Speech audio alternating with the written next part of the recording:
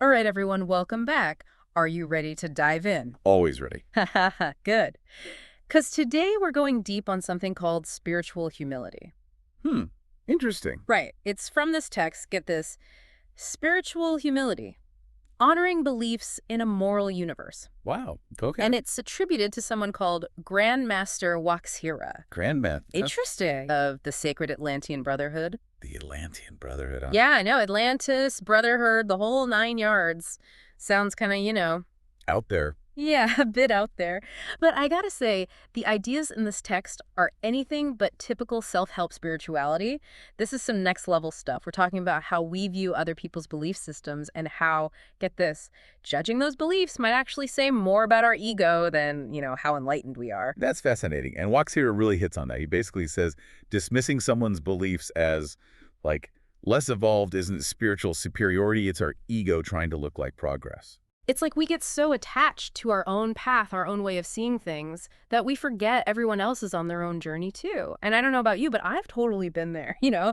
Like you hear someone talk about their beliefs and you think, really? They actually believe that. Yeah. So what's going on in our minds when we have that reaction? Well, this ties in nicely with the whole idea of cognitive bias. It's this tendency we have, all of us, to favor our own point of view Uh-huh. and kind of dismiss or downplay things that don't fit with what we already believe. Right. So we might write off someone's beliefs as superstitious or irrational Exactly. without really stopping to think about why those beliefs might be so important to them. And WaXhira uses this really powerful analogy to get this point across.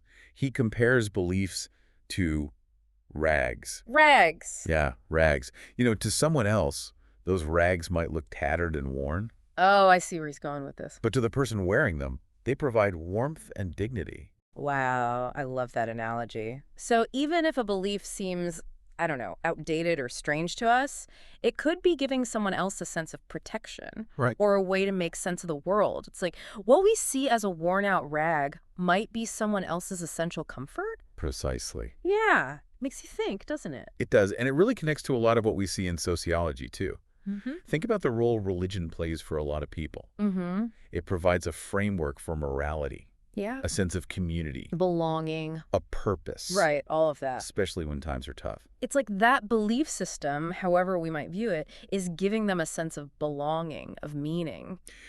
And WaXhira, he actually makes this pretty stark point. Go on. He says condemning those beliefs is like stripping someone bare, Oh, wow. leaving them exposed and vulnerable. Almost like we're taking away their only source of warmth, their only protection. It's a powerful image. This actually makes me think about another idea of WaXhira's. This whole idea that there's no one-size-fits-all spirituality. Right. He argues that what feels like a prison to one person might be a sanctuary to another. Hmm. It's like how some people find comfort in strict routines, Yeah. while others need absolute freedom. Absolutely. Yeah. And I think a good parallel for that is learning styles. Yeah. Right? Yeah. Like trying to force everyone to learn the same way. Yeah. Some people thrive in a structured environment. Structure. Others need to explore, discover on their own terms. Forcing your version of the truth on someone might actually stifle their growth instead of nurturing it. So what if, instead of trying to fix someone's beliefs, we tried to understand what purpose those beliefs are serving in their lives? That's a great question.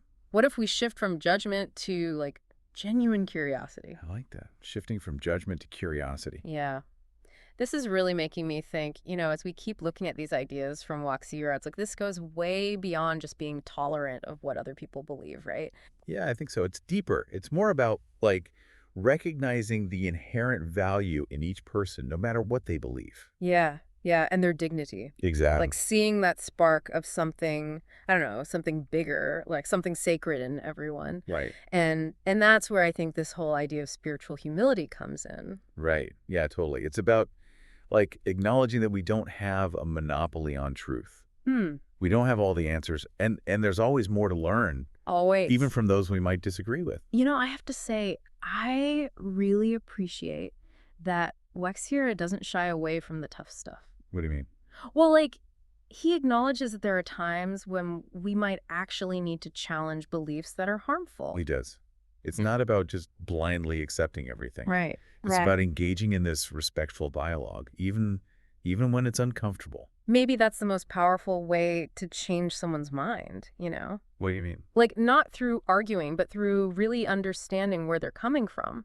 It's about leading by example, like WaXhira says. Actions speak louder than words. Showing, not telling. Exactly. And living our truth in a way that sort of invites other people to consider different perspectives without feeling pressured, you know? I see what you mean. That makes me think of the whole idea of spiritual elitism. Oh, yeah. It's something WaXhira warns against. Yeah. It's like that trap of feeling superior because of our spiritual beliefs. Or our practices. Right, exactly. Like, we might feel pride in being, I don't know, woke or enlightened, but that can actually create more separation, more division. Right.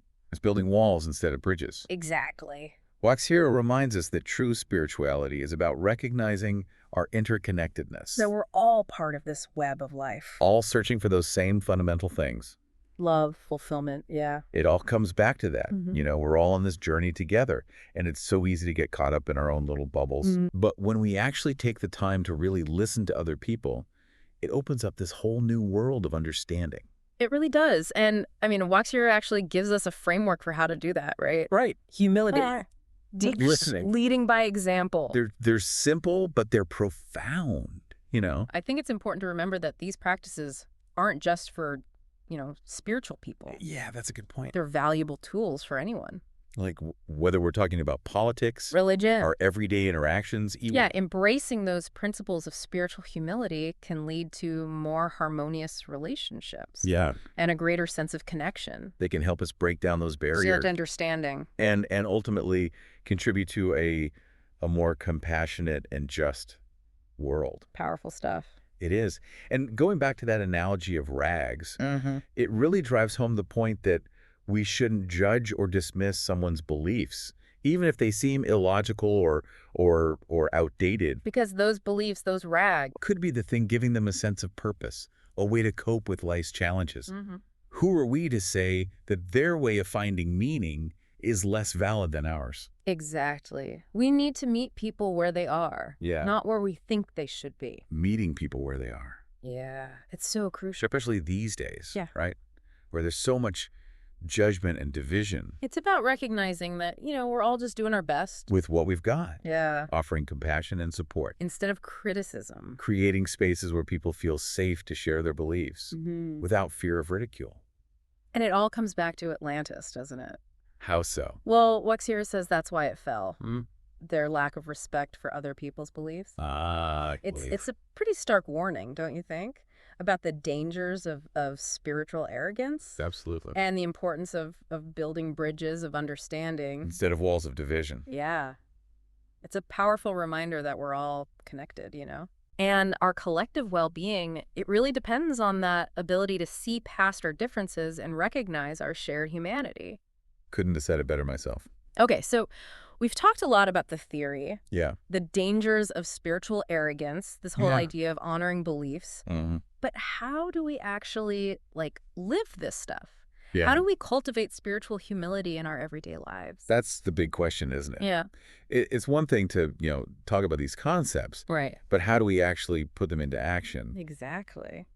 Luckily, WaXhira gives us some guidance. He does. He gives us those 3 key practices, remember? Yeah. Humility, Deep listening. leading by example. Let's break those down, shall we? Yeah, let's get practical. Okay, so humility. Humility, what does that actually look like? Well, I think it starts with admitting that, we don't have all the answers. Uh-huh. Being willing to say I was wrong. Being open to different viewpoints. Okay. Learning from people we disagree with. Yeah, it's about letting go of that need to always be right. Yeah. I know, I struggle with that sometimes. It's hard. It's hard, especially when we're passionate about something, you know? It is. Yeah. And another aspect of humility is being aware of our own biases. Oh, yeah, our biases. We all have them, We do. whether we realize it or not. And those biases, they really affect everything, don't they? They do. How we see the world, Yeah. how we interact with each other. How we understand things. So becoming aware of those biases, How do we do that? it takes effort, honestly. Paying attention to our thoughts, our feelings, our reactions, especially when something rubs us the wrong way, Oh, when yeah. it challenges our beliefs. Okay. Ask yourself, Why am I reacting like this? Right. What assumptions am I making? Where is this coming from? Exactly. Mm-hmm. Those questions. Yeah. They can help us uncover those hidden biases. And once we're aware of them, Then we can start to challenge them. right? We can start to see things more objectively. It's a process, isn't it? It is. An ongoing process. Yeah. Okay, what about deep listening? Deep listening. That's a tough one. It is. It's so easy to get distracted. Yeah. To be half listening while we're thinking about other stuff. Right, we forget how to be present with another person. So often we're so busy thinking about what we're going to say that we miss what the other person is actually saying. So how do we become better listeners? Well, it starts with being present, you know? Yeah. Put the phone away. Right. Turn off the TV. Okay. Make eye contact. Nod along. Use your body language to show that you're engaged. Like, really try to step into their shoes. Yeah. See things from their perspective. Ask questions. Yeah, clarify. Summarize what you've heard. Make sure you're both on the same page. And most importantly, listen without judgment. Right. Even if you disagree. Yeah. Try to see the world through their eyes. You don't have to agree. You don't have to agree. But try to understand where they're coming from. Yeah. It's about recognizing that everyone has their own story. Their own experiences. Yeah. That have shaped their beliefs. Okay, so we've got humility. We've got deep listening. What about leading by example? This is about, like, living our truth in a way that inspires others. Not about preaching. No. Or trying to convert anyone. No, it's about embodying these qualities that we've been talking about. Kindness. Compassion. Understood. Treating others with respect. Even when we don't think they deserve it. It's about being a light in the darkness. And I think, honestly, that's the most powerful way to make a difference. People are more likely to be influenced by what we do than what we say. So if we want to see more spiritual humility out there in the world, We got to start with ourselves. be the change. Exactly. This has been a really powerful conversation. It has. I'm feeling, I don't know, hopeful. Yeah. Like, if we can all commit to cultivating these qualities It'd make a real difference. to a more compassionate, Understand. harmonious world. Absolutely. Thank you all for joining us for this deep dive. It's been a pleasure. We hope you found it insightful. Thought-provoking. And, as always, keep seeking Keep questioning. and keep growing.